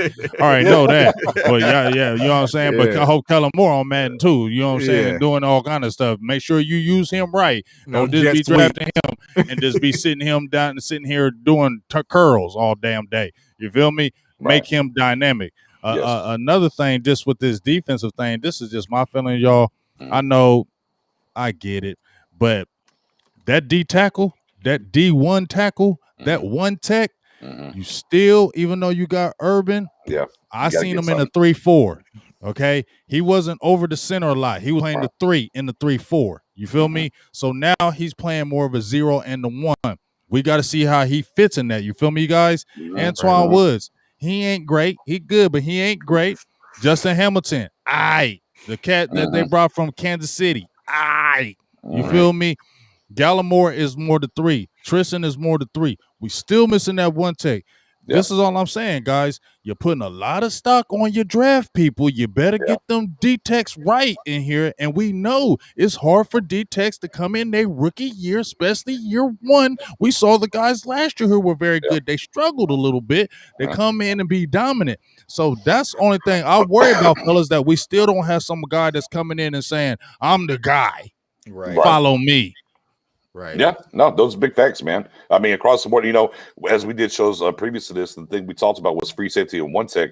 Obviously, it seems like they're doing a little bit more at the safety than they are doing at the one tech, which does surprise me. I thought they would do more with the one tech because Dan Quinn being getting cut from the cloth, of being a defensive line coach.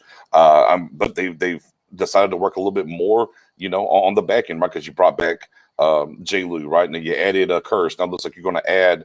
You added Neil, who's linebacker, but back to Tuck's point, hey, if I got to move him though, right, I'm still covered over here. We want Donovan Wilson to blossom, but in case he don't, we got to break the glass in case of insurance. And it looks like they're going to add Kazi or Hooker here within the next 24 hours. So they've definitely done more work on the back end. Now, some of that is you let a lot walk out the door though as well.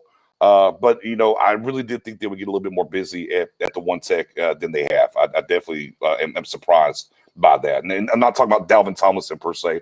You could have got a Jonathan Hankins. Right, that was my guy. I was talking about from the Raiders. He went for 3.5. Yeah, I'm surprised. It was a quick fix. I'm surprised it didn't do nothing more at the one tech for sure.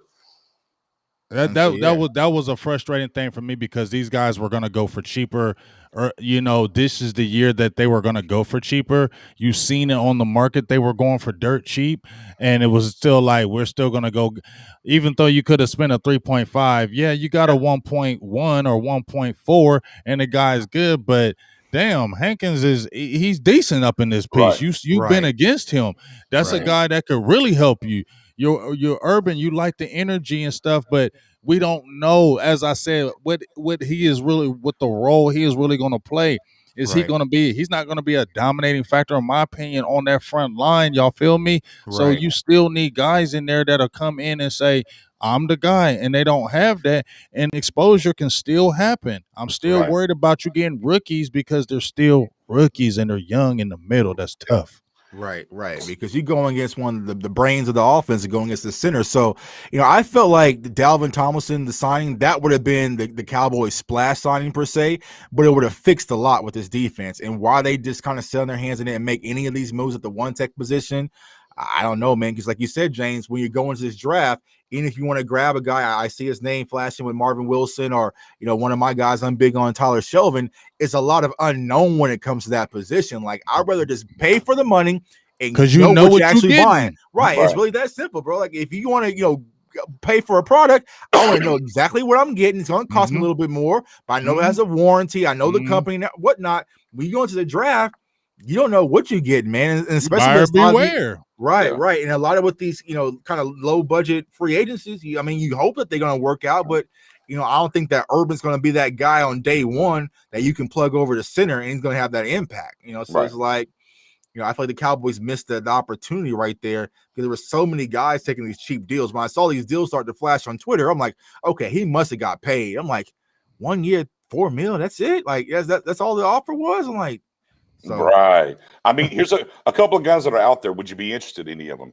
Jarrell Casey from Denver, 31. Geno Atkins, Cincinnati, 33. Gerald McCoy. Do you circle back to old Gerald McCoy? You got DeQuan Jones over there from Tennessee, and Lawrence Scott from New England. Any of those guys kind of Danny Shelton still on the market. My guy Tyrone Church Shelton. for $2. Yeah. But I don't think they would look at him just because of scheme. I mean, I would look at I can't front. I know people saying he old as hell. You talking about McCoy, but he just as old. I can't front. I would look at Geno Atkins like Law said. I'll bring him in for a cup of coffee. I'll bring Geno Atkins in for a cup of coffee, because I will say this: maybe you don't produce as much when your team sucks. After so many years, your team getting their ass kicked, you just don't play as hard. You feel me? Maybe you need that change of scenery. You could get maybe squeeze that 1 to 2 years. That could happen with a Geno Atkins. You go what I'm saying? Because he's been a player for a dog for so long, but you've been in Cincy. I'm out here in Ohio. Cincy is terrible. Right. Right. I mean, we talk about the ownership in Dallas. Nah, I be hating on the ownership at times in Dallas, but bruh, I'm glad it ain't Cincy. Yeah. And you got to think about it, if you were to bring in a Geno Atkins, that's when you can plug in some of these guys in the draft to kind of get some rotation and get them, some breaks or whatnot. But you really have that anchor to kind of go in there. So it's like, I don't know, man. I just don't understand what the Cowboys' plan is. What's their end game when it comes to free agency right now? It's just, we'll have to wait and see. So I think, like I said, I think we're done. I think if they sign one of these free safeties in here, KZ or Hooker, they bring one of those side, and they just signed the other kid today or yesterday or whatever the day it was. I feel like they just done. They're gonna feel like, listen, y'all. Remember what I told you about shut up signings? Yeah. Now listen, y'all gonna shut the hell up. Gave you a safety. Now you shut the hell up. We got the 2 safeties. Now you got a safety and a linebacker. Shut the hell up. And we got 3 linemen. Now shut up. Right. And a defensive coordinator. I don't hear nothing. Y'all gonna be 100% at this game on Shut AT&T. your mouths. 100% capacity. And there's 100% capacity. We're gonna be back in camp in California. Shut up. Come on now. You don't know what you was missing. Getting text messages from the pro shops. Come get your KZ jerseys. Come on, man. Come on, get it. Come on, get that deal. That jersey ain't selling. I'm good, bro. I don't know. Spoonie might get when he's so happy that Xavier Woods gonna be up out of here. Yeah, that's the thing. Oh my God! I mean, hey, what would y'all trip tomorrow if you seen Xavier Woods signed for a 3-year deal? I personally wouldn't be opposed to it right at this point, man. So, no, don't do that. And I'm not even on the bad train about the 70%. He just goofy to me now. I mean, I just don't like the effort no more. I mean, even when you talking about, when you watch him, dog, I just can't deal with a player like that. Like, I watched too much of the tape. That is disgusting, Tuck. Right. That is disgusting. No, Tuck, that is disgusting. But what I'll say is this, though. For a team that had injury problems, us going out and signing injury-riddled players, it just doesn't make sense to me. It doesn't. It just still don't make if you hurt, you can come to Dallas. If you have any kind of skill and you hurt, Dallas is going to look at you. Right. But when I just seen Woods, you've played, Tuck, BJ, we all played the game, coach, all that stuff. Yeah. I mean, I'm sorry. When I just seen that on tape and watching all 22, I mean, that bothers me in my heart because that just bothers me in my heart. Like, so you want him fully off the roster, like just I'm cool because you don't. Because here's my thing, Tuck. He was a 6th-round draft pick. Right. It wasn't like he was a 1st or a 2nd or a 3rd or 4th or 5th. Right. 6th. What do you keep on holding on for a 6th for? And I you want to bring him to camp and let him bang out a little bit. No, I don't want him to bang out with nothing, dog. I don't.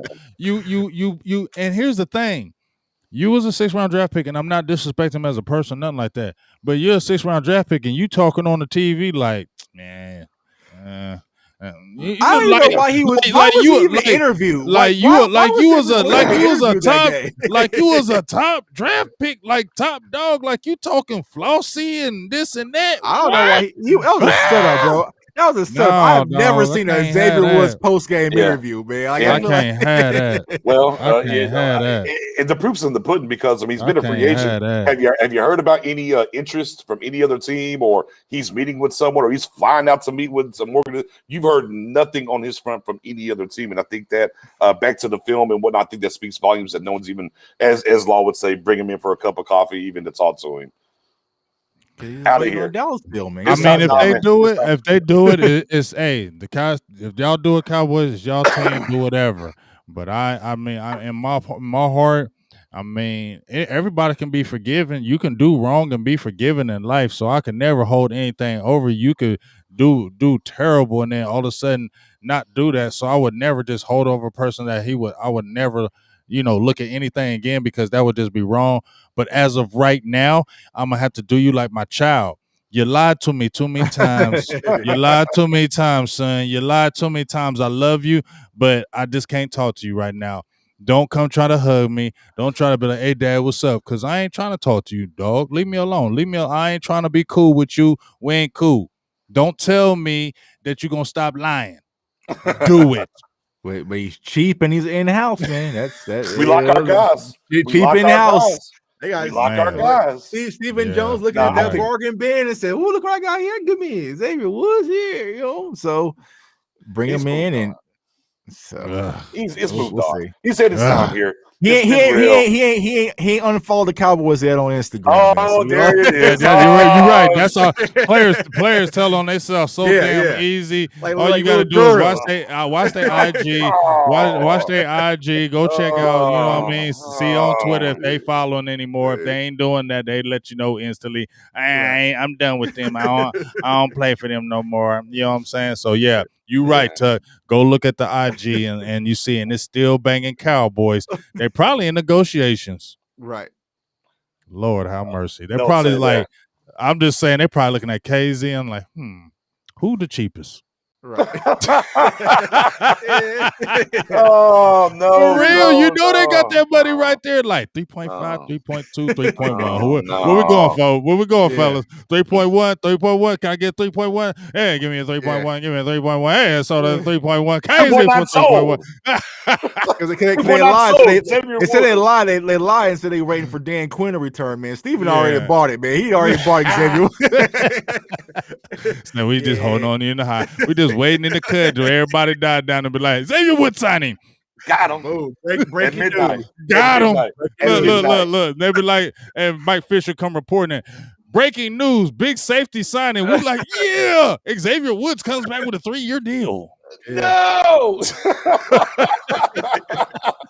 No. I mean, I like to say we're out of the woods. Now we're good, No. but until I'm the gonna ink dries. I'm gonna unfollow them. Hey, the players, I'm gonna unfollow you on Twitter, Cowboys. I mean, Jay, you said it. You said on the show we just did, was like, hey, till that ink dries, till that ink actually dries. Yeah, that's what I'm saying, man. Anything's possible. A lot of people celebrate like, they interviewing safeties, like, bro. Oh, like, man.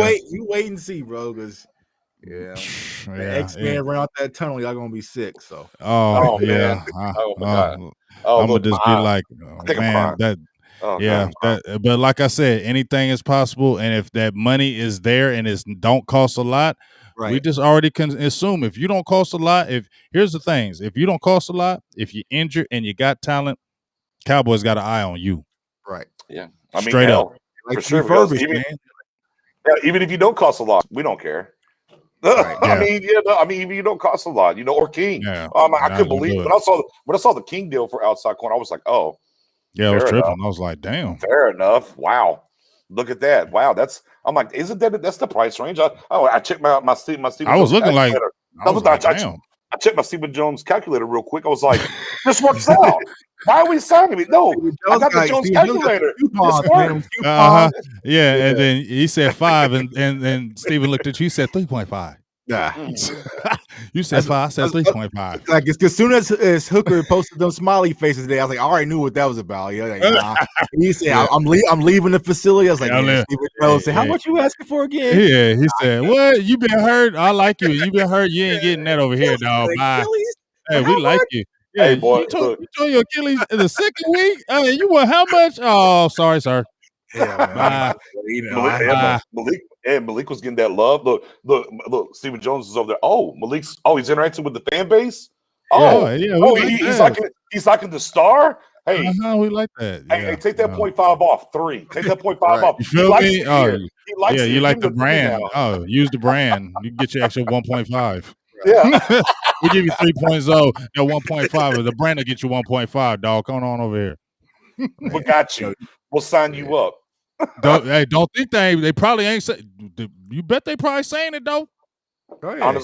I'll be honest though. I mean, speaking of Hooker, between Kazee and Hooker, I wouldn't mind them doing a longer than a 1 year deal with Hooker. I'm not talking about go crazy with no 4 or 5 year, but I wouldn't mind a 2 or 3 year deal with Hooker over Kazee. Kamikaze is a lot to call him. I think there's something there. I think he can flourish in the system. Obviously health, and they checked with the doctors. Whatever the doctor said, we don't know. But again, between the two, if they were to bring Hooker on, if they chose Hooker over, I would like for him to be here for a couple of years. I really would. But again, we'll see what happens. I think it's looking like it's leaning more towards Kazee right now, and we'll have to wait and see. But as long as it's not Woods, though, we're okay. Like I said, I wouldn't mind Hooker. He's not that player that he was when he came out of Ohio State. I really loved him when he was at Ohio State. Like, I wanted him, but I knew there was no way a Dallas Cowboys could get him. I was like, damn, if Dallas could get a player like him.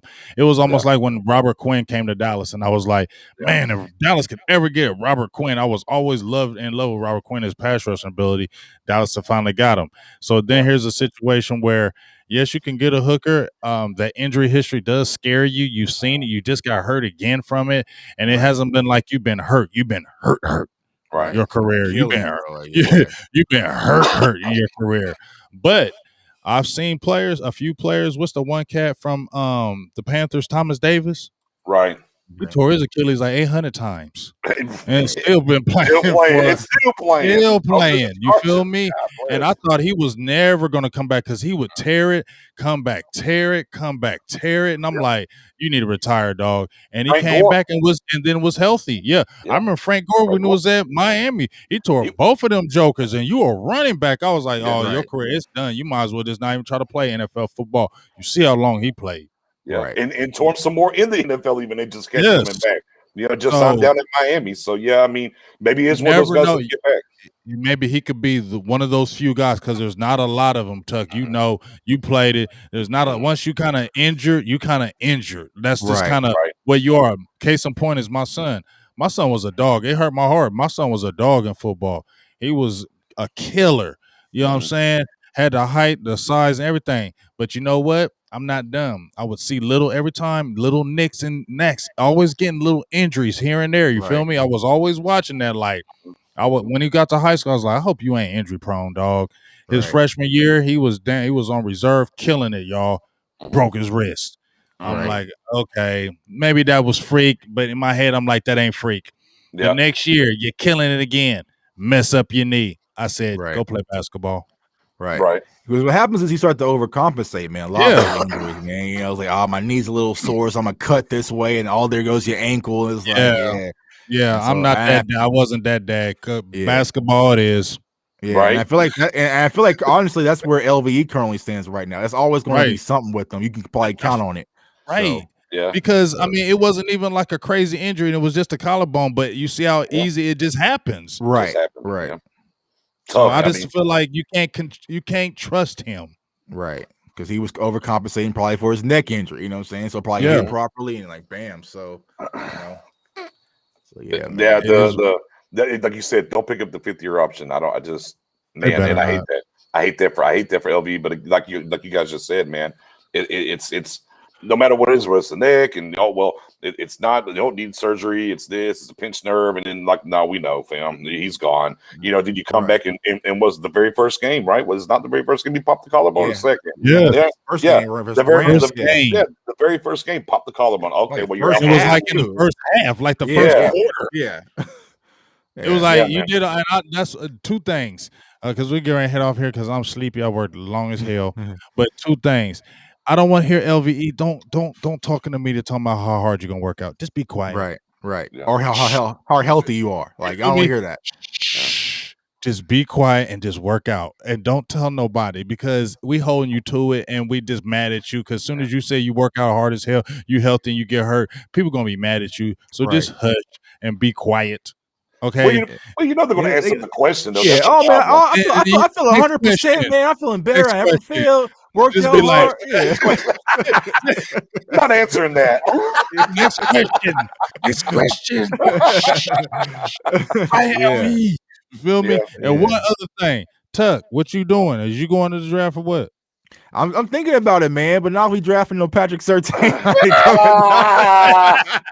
I ain't wasting my money on damn Patrick Surtain. That's funny. You must be in my heart. Oh, you was jumping all up in my head. You was doing cartwheels in my brain because I was like, I would love to go to that drive. It's right down the street. It's right down the street from my crib. But bro, if I go the way there and they get Surtain, bro, I'm be throwing microphones at them motherfuckers. I'm gonna throw a microphone at Goodell right in his head. I'm like, hey James, you try to go get something to eat, bro. Let's head on out, man. Like, come on, dog. Eat. I'm trying to drink. Go too forward, drink all that. And once again, please, Surtain, we don't hate you. Yeah. We like you a lot. So please don't understand this. We just don't like it 10. Yeah. What's that Christy Teigen face meme? That's on my head. Just hey, congrats. Welcome to Dallas. Yay! Cowboys. We got us one. We got us one. Yeah. Okay. Bama boys. Dan Quinn's gonna plug him into the system, guys, and you just wait. I mean, we think he's gonna be just as good as Sherman in this scheme, and you're gonna see it out the gate, guys. Trust me. They're gonna push the hell out of that narrative. We're gonna get that schedule and see we play Kansas City first. It's gonna be bombs over Baghdad. Look, first play, deep. Oh shit! Damn it! I thought y'all said he ran a 4-4. Oh, that was when he was butt. That was that hand time. You know it was COVID. Hey, he had that broad jump though. Okay.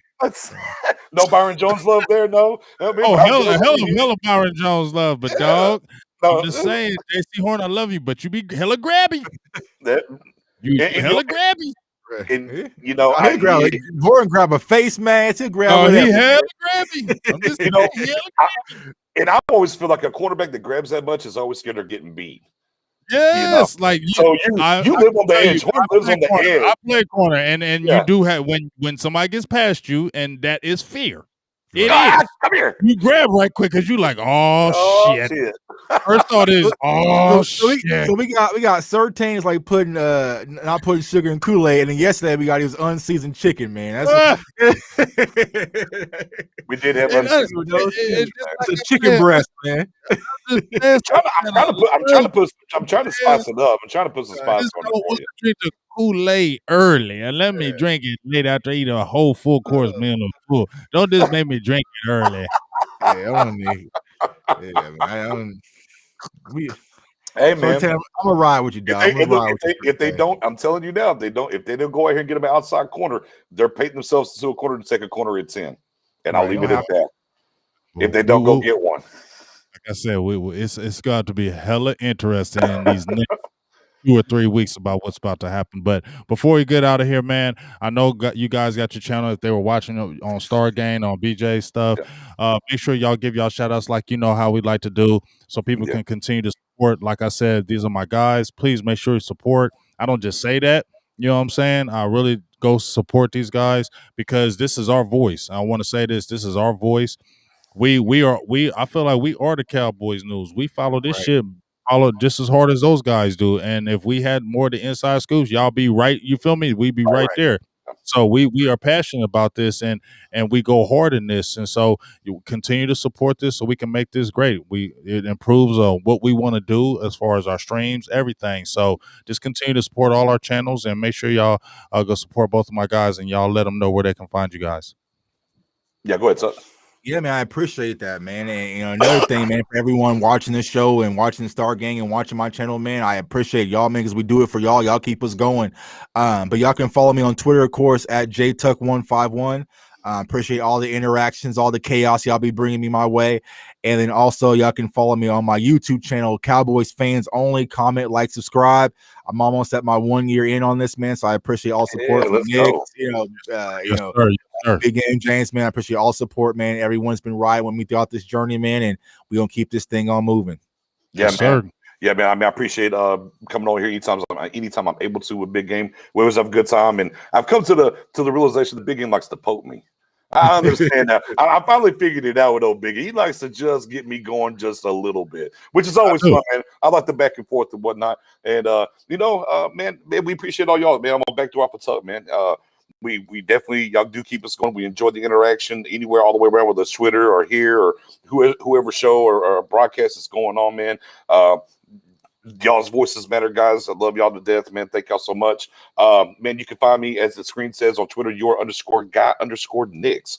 And on YouTube, Stargate Podcast. Go hit that sub button. Maybe if you're on Facebook, it's just Stargate. We got a page and a group, man. Come join and be a part of the fun.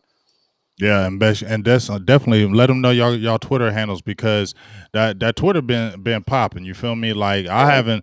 I ain't gonna front. I ain't really the Twitter guy, but the Twitter been popping. You feel me? Twitter been going hammer time. You know what I'm saying? With chaos out there. It is. It's a landfill. Man, that Twitter is nutty. Yeah, I don't be wanting to touch it sometimes. It is, bro. Triz nerdy, but man, but that's how I was found, man. I found me on Twitter, man, causing chaos, and it was like, you know what?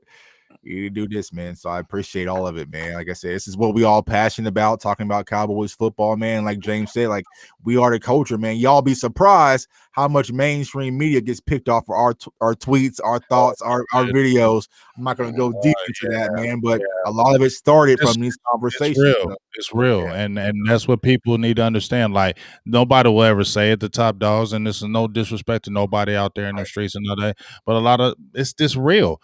They see the passion. They see we go hard. We know a lot of things too. And guess what? They jack things too. You know what I'm saying? And they a lot of things they say in the streets, and you like, damn, didn't I say that a couple days ago? Remix it. Was you ghost watching?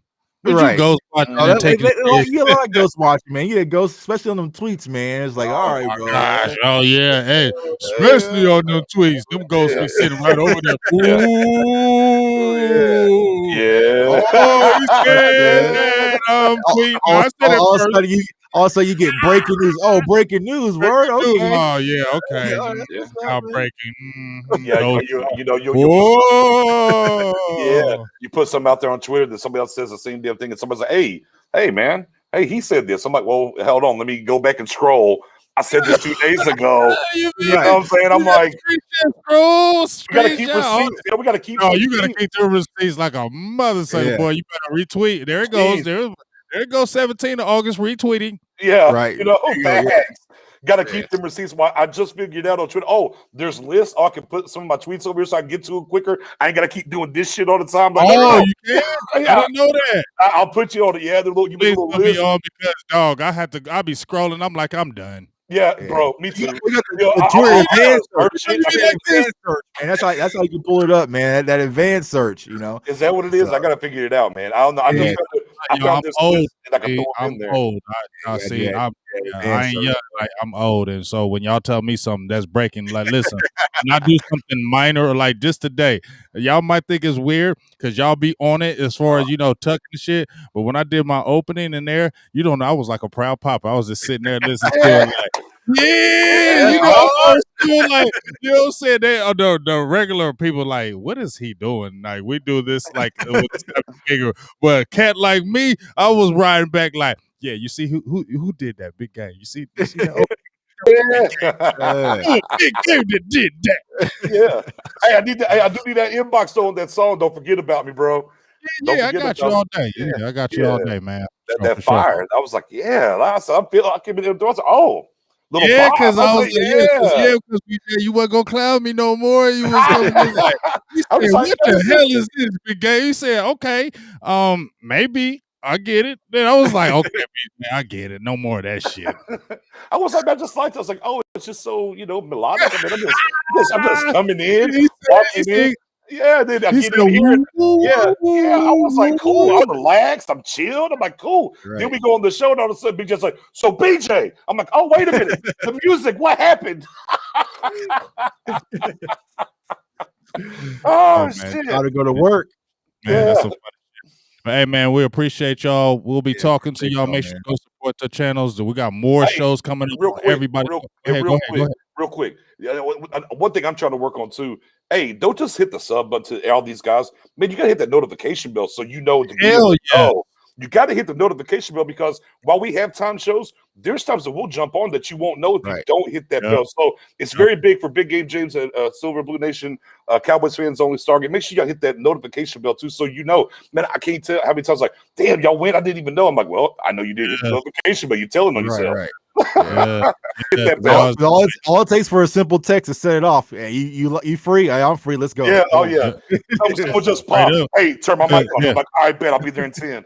Yeah, because I had hit BJ up on the fly, just like we have been talking, and I was like, what's up doing the show? He's like, let's do it. When? I'm like, tomorrow. He's like, let's go. And then I seen y'all going live, and I was like, F it. You know what I'm saying? Tuck, what you doing? He like, I'm chilling. I'm like, you trying to jump on? He like, let's do it. I'm sending the link. Yeah, you feel me? That's what I love. That's what I love. You ain't got to just plan it. You can just be like, I'm sending the link now. Let's jump in and let's just talk it. And that's what I really love about you guys. And that's what I really respect about you guys. That at any time I feel like we can just go kick it and talk some Cowboys football or whatever. That's a good ass relationship to have. And let's continue to make it all grow, man. Let's see what's happening with these Cowboys in this future. So from Big Game James, BJ Nix, and my guy Jay Tuck, we'll be talking to you